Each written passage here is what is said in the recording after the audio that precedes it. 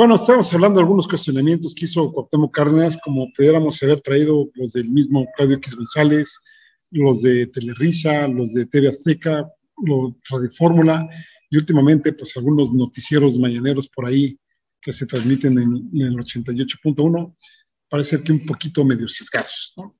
Bueno, López Obrador mencionó que, pues, al carajo lo de que el beneficio económico a las élites termina por beneficiar a la parte baja de la pirámide socioeconómica, ¿no?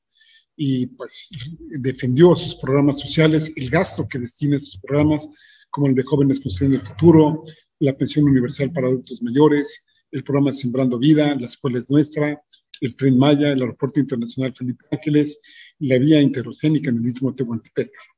Pero hay otros puntos también en términos pues, de seguridad que creo que son los que pues, nos dañan a todos, nos lastiman a todos y que también hay que comentarlos, ¿no? En México se calcula, o por lo menos se tienen registrados 105,000 homicidios dolosos en los primeros 3 años. Sí, desafortunadamente va a superar pues, los que tuvo Calderón en su momento, en su desastrosa guerra por el control del narco, y también a los que tuvo Enrique Peña Nieto en su momento. Habrá que ver también cuánto es el subregistro, si es por ahí del 30% o cuánto, ¿no? También hay que decir que las condiciones son distintas, son diferentes.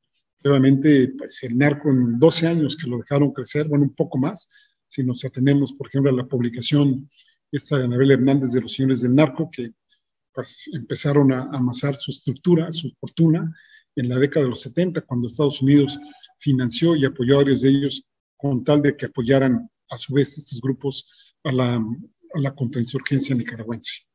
Bueno, pues Fox tuvo registrados o notificados 10,087 denuncias por homicidios dolosos. Recordemos que en una sola denuncia pudo haber habido 2 o más fallecidos, y ahí la tasa que se calculaba con Vicente Fox fue de asesinatos de 9.8 por cada 100,000 habitantes. Con Calderón, esta tasa promedio subió a 19,803 como denuncias, ¿no? Aquí estamos hablando con una tasa de 18 por 100,000 habitantes, pero en los últimos años del gobierno de Calderón, de acuerdo, ahora sí que tenemos otros datos que se estuvieron publicando en algunas revistas internacionales de salud pública y de violencia, llegamos más o menos a los 24 por 100,000 habitantes.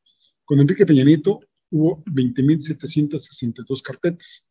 Noten cómo vamos de 10,087, 19,803 a 20,762 con Peña Nieto. Ahí hubo una tasa de 17 por 100,000 habitantes de homicidios, y con el presidente López Obrador van 36,773 denuncias, y la tasa de asesinatos que se tiene aquí en México es de 29 por 100,000 habitantes. Según las últimas cifras, la tendencia se ha contenido, aunque sigue muy alta la tasa de homicidios en general, estamos hablando de 29, pero también de feminicidios, sigue habiendo masacres, obviamente ya no por parte del gobierno, sino ya son, pues ahora sí que son los pleitos entre grupos delincuenciales. Aquí recuerdo mucho que en su momento estuvimos hablando pues de la tasa de letalidad que se tenían en los enfrentamientos, donde por ejemplo el ejército mexicano o la marina, los cuerpos policíacos tenían 0 bajas, y los grupos delincuenciales, pues que tenían que 12, que 15, etcétera, ¿no? Ahí está Tanguato, ahí está Tlatlaya, ahí están varios episodios pues, de los que pues, tuvimos conocimiento, porque habría que ver de cuántos no tuvimos conocimiento. Lo que sí, desafortunadamente en México, seguimos teniendo balaceras en ciudades, en playas, en destinos turísticos, tomas de poblaciones y municipios por el narco que impone toques de queda, asesinatos de candidatos a cargos de elección. Bueno, pues habría que ver cuántos hubo en las últimas elecciones, actos de narcoterrorismo, inclusive la reciente fuga del penal con explosiones de coche bomba para una fuga de reos huachicoleros. Y por supuesto, también seguimos en el problema de los desaparecidos. Más de 95,000 desaparecidos tenemos aquí en México. Y sí, es decir, hay territorios controlados por la delincuencia organizada, bien sea directamente, es decir, por presencia física, o a través de la infiltración de los distintos cuerpos policiales, municipales, estatales, o inclusive a veces hasta del mismo ejército mexicano. Críticas se han hecho al gobierno mexicano en el afrontamiento de la cuestión de inseguridad, el uso del ejército y la militarización de la seguridad con un cuerpo, según dice la crítica, camuflado como civil, que es precisamente la Guardia Nacional, que ya tiene presencia en casi todo el país con más de 100,000 elementos sumados a los miles del ejército como tal. El poder que están concentrando los militares también es otra de las críticas que se hacen, dudas sobre la efectividad del ejército en el combate a la delincuencia organizada y también la posibilidad de corrupción de los institutos armados. Sí, el presidente cambió su discurso de la militarización, a lo mejor pues, no tenía un panorama lo suficientemente claro de cómo estaban las cosas, pero a su entender de él, probablemente sus asesores, pues así apoyarse en la policía o en el sistema judicial como que no iba a resultar muy benéfico y optó pues, precisamente por apoyarse en esos institutos armados. Entonces, contra las perspectivas que se tenían de una profunda confrontación con el ejército, recordemos que muchas columnas se dedicaron a que si algún sector iba a ser afectado en este gobierno, iba a ser precisamente el ejército. Y bueno, una de las señales de acuerdo que hubo en su momento fue el nombramiento del nuevo secretario de la Defensa, que no le hizo caso al anterior secretario y que pues se fue, digamos, por otras alternativas para nombrar al nuevo secretario, al que está vigente actualmente. También por ahí hay acusaciones de periodistas como Anabel Hernández, que menciona que el gobierno actual tiene arreglos con la delincuencia organizada y el presidente se ha defendido diciendo que pues, él no ha ordenado a las Fuerzas Armadas que le hagan la guerra a nadie, no ha ordenado que se coarten las libertades y que mucho menos se involucren en acciones represivas. Ha mencionado varias veces que ya no se aplica el mátalo sin caliente, que no es un ejército de élite, que no pertenece a la oligarquía del ejército, que no es igual de otros ejércitos del mundo y que los soldados son un pueblo uniformado. Alternativas, además, pues bueno, ya sabemos la capacidad de fuego que tienen varios grupos de la delincuencia organizada. Ahí está precisamente el canciller Marcelo Ebrard tratando de arreglar en Estados Unidos que ya no haya un trasiego de armas de Estados Unidos para acá. Bueno, pues está, por supuesto, seguir el dinero, inversiones y patrimonio inmobiliario de los cárteles y los capos. Sabemos que mucho del dinero de la delincuencia organizada circula por arterias bancarias y financieras, y esto, pues ahí interviene la Fiscalía General de la República y la Unidad de Inteligencia Financiera. Habría que también profesionalizar, fortalecer a los policías, pues yo diría todo tipo de policías, no solo los locales, sino pues una dignificación de estos cuerpos, la regulación de las drogas. Ya hay los primeros pasos con la marihuana, pero falta la regulación de otras que hoy son consideradas como ilícitas. Y aquí hay que recordar por la elección de la época de la prohibición del alcohol allá en Estados Unidos, donde sabemos que las prohibiciones no disuaden el consumo. Habría que preguntárselo, por ejemplo, a la industria tabacalera, pero sí que se incentiva el trasiego subterráneo y, por supuesto, por las ganancias de unos pocos que ven en estos comercios negros la posibilidad de ganar o de acrecentar más sus ganancias. Pero también el mismo presidente dijo en algún momento que si se perpetúa la violencia en el país, no se podrá acreditar históricamente a su gobierno. Bueno, pues ojalá le dé tiempo, ojalá encuentren las alternativas y que pues, el país tenga menores niveles de inseguridad como los que tenemos. Otro aspecto que habría que comentar es el de la salud. Aquí me parece que se merece un programa especial, pero sí podríamos comentar los puntos claves que ha habido aquí. Por un lado, el manejo de la pandemia, que pues, depende a quién le pregunten, es si el gobierno lo ha manejado bien o lo ha manejado mal. Una cosa que me parece que nadie podría escatimar es la cuestión de la vacunación contra el COVID, que aún habiendo pues, una altísima concentración de vacunas por parte de los países más ricos, recordemos que hay países africanos que no llegan ni al 1% de vacunación de su población. Bueno, no nos vayamos a África. ¿Cuáles son las tasas de vacunación que tenemos en el Triángulo Norte de Centroamérica, en Guatemala, en Honduras, en El Salvador? Son bajísimas. Y aquí en México, pues no andamos tan mal, ¿no? Aquí, y digamos, como puntos negativos, pues las cuestiones de los medicamentos, que ahí me parece que sí fue muy buena la intención, demasiado buena, que fue terminar con los costos excesivos de las compras. Imagínense medicamentos que valían 3 pesos facturados a 33 o 43, pues el dispendio que se organizaba de esto, pero por la estrategia estuvo mal, porque no hubo un consolidado, digamos, que permitiera obtener un mayor margen de acción del gobierno de la República, y también pues está el tema de la distribución de los medicamentos. Críticas que también se han dado a este gobierno: no tenemos el sistema de salud pública de primer mundo. Por ejemplo, el presidente ha hablado de que tendríamos que tener uno como el de Dinamarca, y no, la carencia de infraestructura y el desastre del sector salud era tal que, bueno, no lo han alcanzado pues ahora sí que a recomponer, ¿no? Y no lo van a alcanzar a recomponer porque me parece que sea algo similar a lo de Pemex, obviamente guardando sus proporciones, pero sí que se tendría que meterle más dinero al sector salud.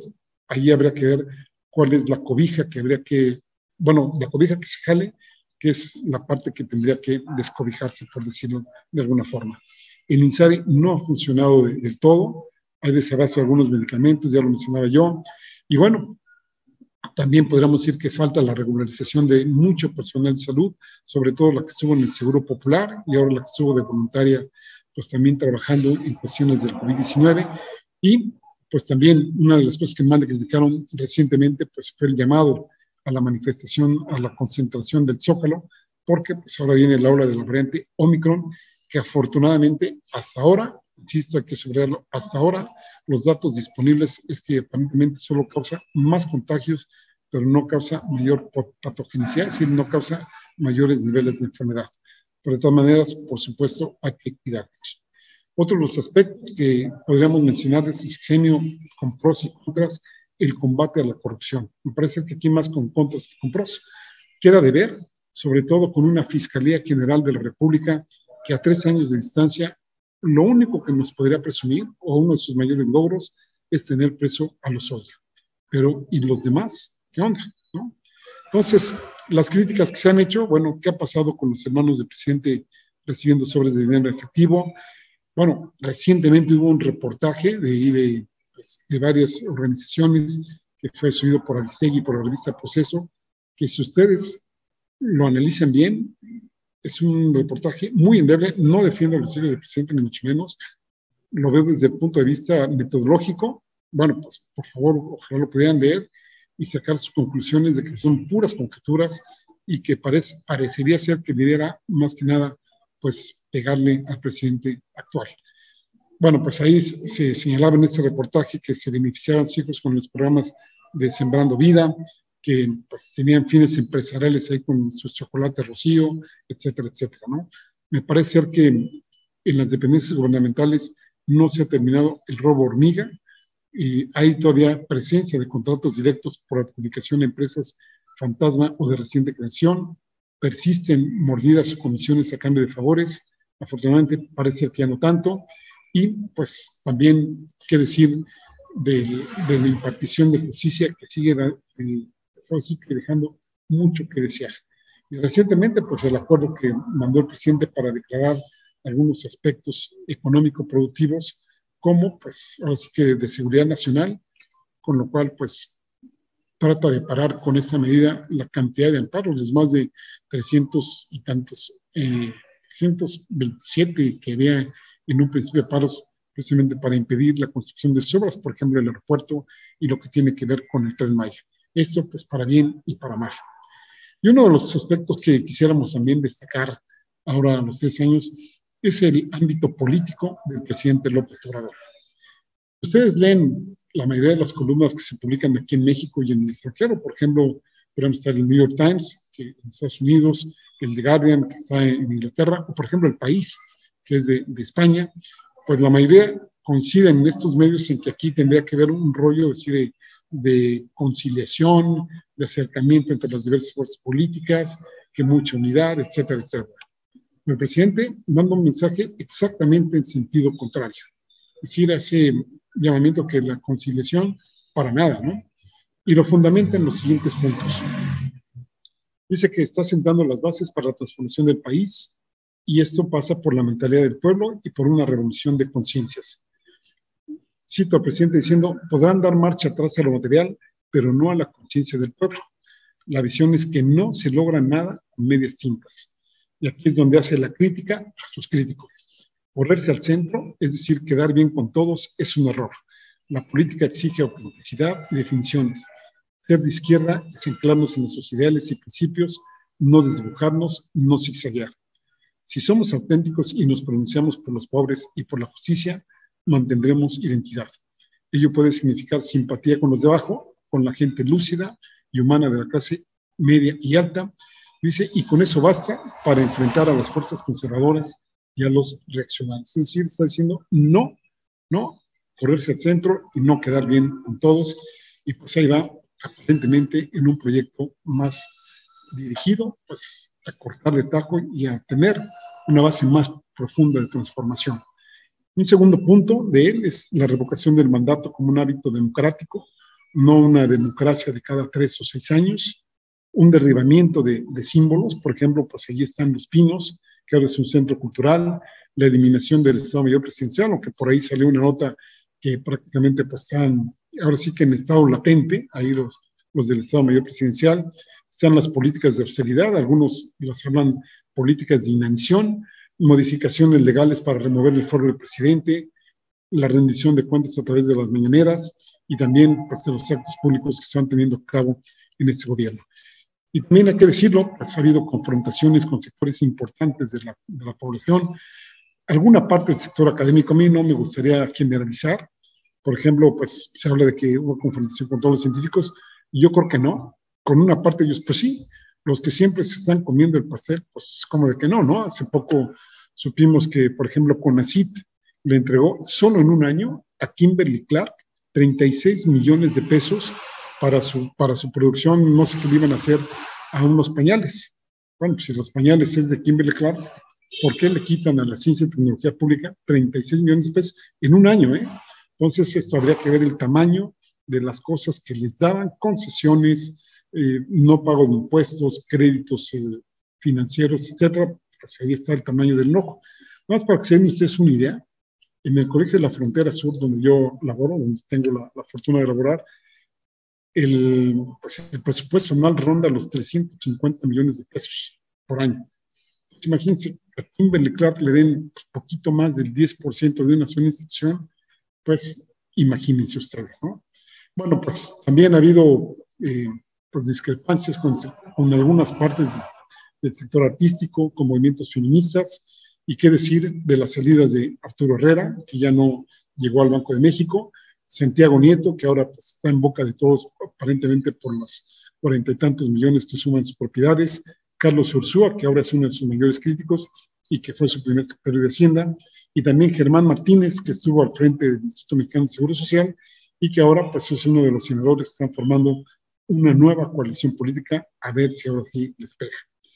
Y por último, déjenme comentarles pues, la cuestión que tiene que ver con la política exterior.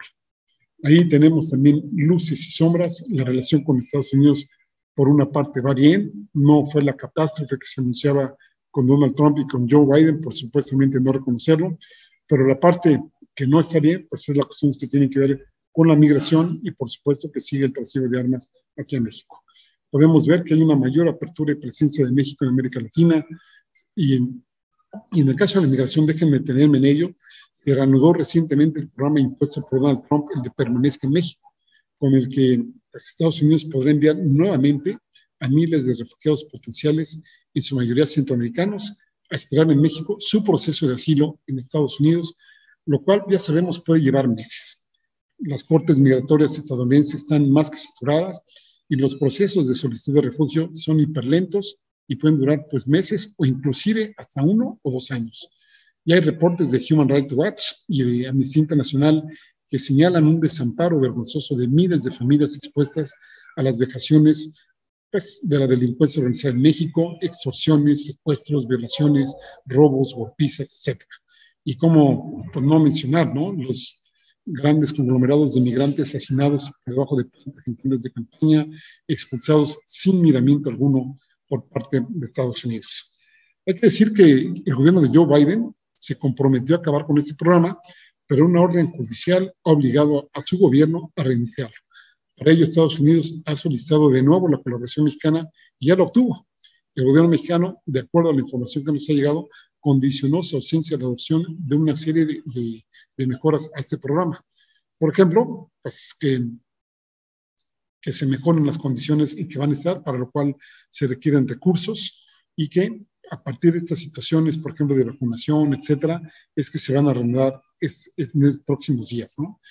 Roberto Velasco, que es el encargado de América del Norte de la Cancillería, declaró: Trabajamos para garantizar un proceso gradual y ordenado en apego a los derechos humanos de las personas migrantes, pero no hay inversión en infraestructura de albergues y la Comisión Mexicana para la Comisión Mexicana para Refugiados, que es la entidad encargada de la atención a atender a este tipo de personas, está más que rebasada y es de verdad, créanme, difícil dar una solución a esa problemática.